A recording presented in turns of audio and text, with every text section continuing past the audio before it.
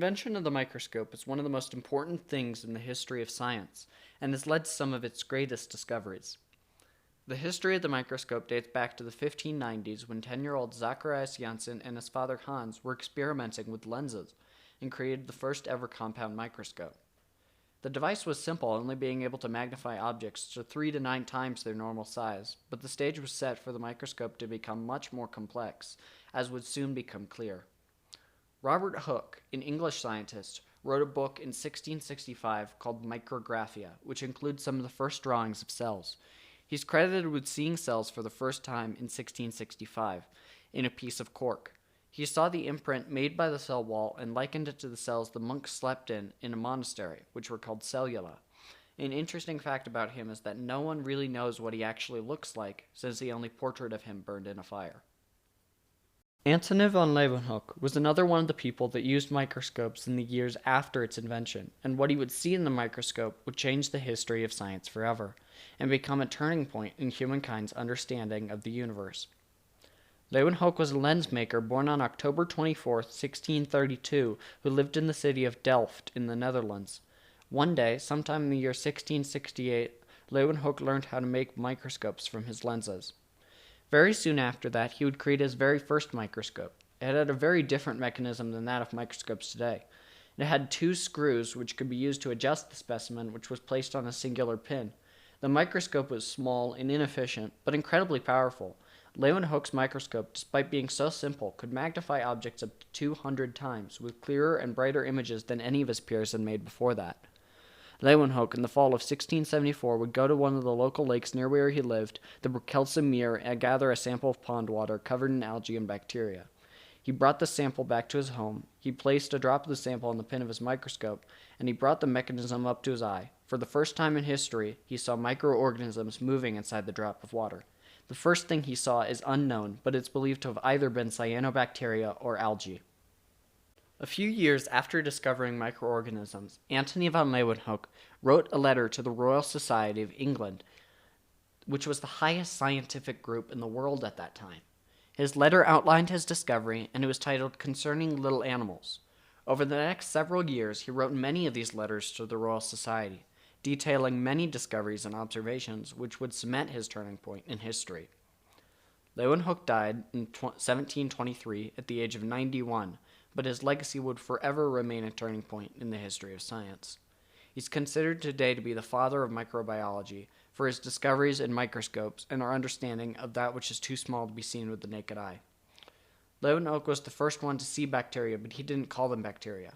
He called them animalcules. That name stuck for hundreds of years until German biologist Christian Gottfried Ehrenberg coined the term bacteria in 1838. Light microscopes are the most common type of microscopes, made by shining light onto the slide to illuminate things on the slide. In the 1930s, physicist Ernst Ruska invented the electron microscope, which used beams of electrons to see much smaller objects. It can also be used to see larger objects with much more detail. Most recently, the physicists Binnig and Rohrer invented the scanning tunneling microscope in 1981, which allows scientists to have high-resolution images at the scale of atoms.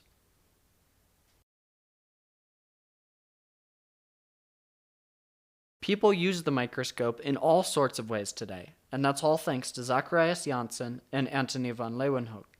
Specifically, in the fields of biology and medicine, the microscope has affected the entirety of it. Before Janssen and Leeuwenhoek, microbiology didn't exist. The closest thing to biologists in the 16th century were doctors, who didn't know what caused diseases at all back then. Antonie von Leeuwenhoek's discovery is so important because it told people what the world around us was really like at the smallest scale of life. Biology, and especially microbiology, was essentially founded as a science, and discoveries were made about things that hadn't ever even been talked about or even known about before then. In the field of medicine, doctors now had some idea of the smallest things that are alive, and they could use it to test their effects on humans. It would be some time before people put together that these tiny things caused sickness, but it was definitely a turning point.